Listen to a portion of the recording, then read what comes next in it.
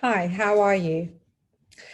Today, I'm going to be going through the first video in the series of healing families through their men. And today, we're going to be talking about your conflict style. Now, what this is knowing how you fight.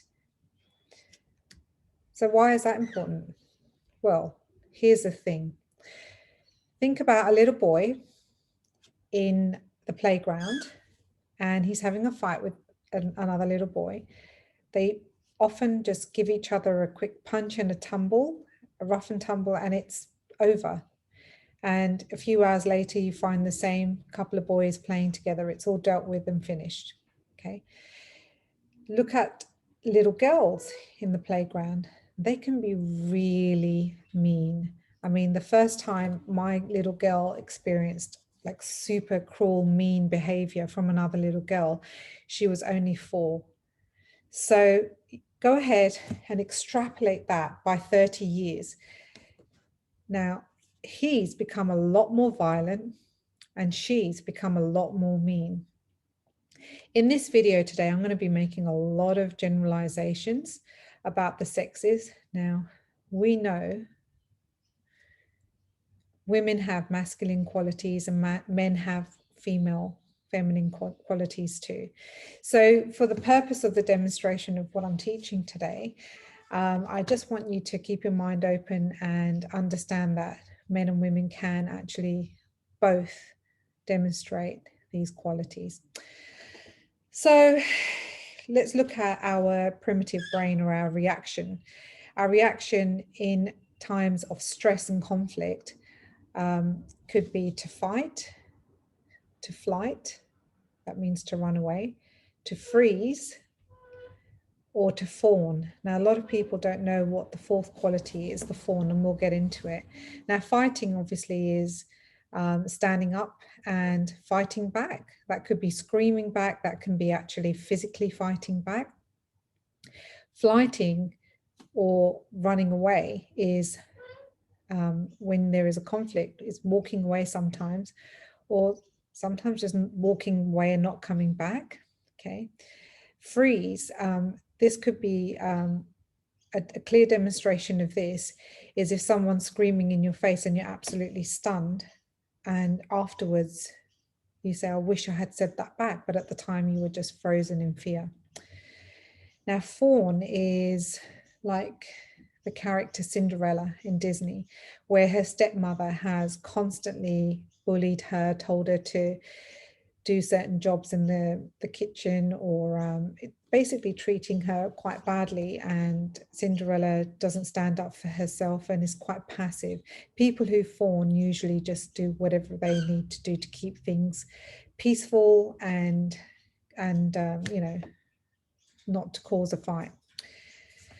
Now, the reason I use the example of the boys and boys punching each other or the girls being really mean to each other is the conflict styles traditionally in a marriage when things go wrong can be that men become violent and women start messing with each other, you know, their minds. And it's a really, really bad combination, and it's always going to be bad when that happens. So the typical thing that is said is that he's a narcissist, or you know, he hits me, or he's violent. And the other way around, it's like she's a psycho, she's like seriously a crazy bitch. Okay, so this is not helpful to anyone, let alone the children that may be produced in a marriage like this. And going forward, if these couples are to coexist, there needs to be some kind of respect and compassion in how they actually communicate with one another going forward. Now, why is it important to understand your conflict style? When you're unconsciously fighting, right, and you don't know what you're doing, why you're doing it, it's just going to cause a lot of suffering within your relationship, but also for anyone else who's innocently there, like people who are dependent on you and living in your house. It can also cause a lot of anxiety and depression for both parties. Okay, little known, you know, actually everyone suffers. It's not one person that's the bad person here. Everyone has a bad experience all around. And when you come home, and your home is supposed to be your sanctuary, but it's really stressful, traditionally, if we're just using these gender stereotypes, the men stay out longer and work longer hours. Now, that's not always an option. And certainly when you have a pandemic like the whole world is struggling with at the moment, and you are actually working from home a lot more, there is no escape. There is no overseas trips or long hours in the office. So a lot of these issues are coming to a head. So how I help families and men specifically going through these challenges is to teach them how to do compassionate and respectful communication. Also, how to create a pause for themselves when they're, you know, having these moments where traditionally they may have reacted in anger or defensiveness. How to consciously create a gap and, you know, take a breath before responding. And also, when they make mistakes, how to actually be kind to themselves and practice some self-acceptance. Because berating yourself or thinking you're, you know, a really terrible husband or a father because you've made a mistake or lost your temper actually doesn't help anyone. Contrary to what you think, this self-flagellation helps no one, and it is actually a downward spiral to really bad things. Okay, so what if you don't deal with these issues? Well, let me tell you, litigation is very expensive. It can take a lot of time. We've already addressed the fact that it could cost, you know, into hundreds of thousands of dollars. You're damaging your dependents around you living through this experience. It's extremely uncomfortable and it must stop. You're tying up your energy sometimes for years in the blame game, like he messed up my life, or she was a psycho and, you know, she's ruined my life, I'll never have another relationship again. Or, you know, you stay stuck in this blame game sometimes for many years, and it's such a sad thing to witness. You know, I've seen men and women stuck for 20, 30 years believing that somebody ruined their life, and that these things, why do these things keep happening to me, right? So we need to get you into a space where you have more conscious tools to create a better outcome for yourself, for your families. And, you know, look, nobody goes into a marriage thinking they're going to break up, but sadly, sometimes these things do happen. And if they do, you need to know how to navigate that.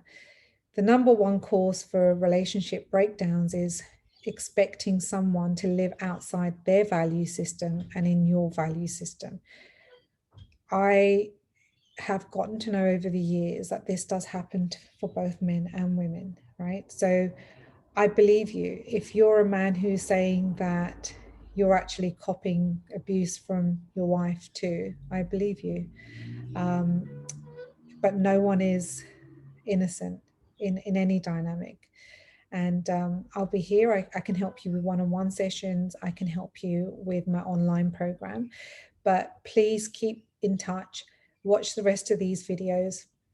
If you know anyone who's going through this conflict, please let them know how to, you know, get support.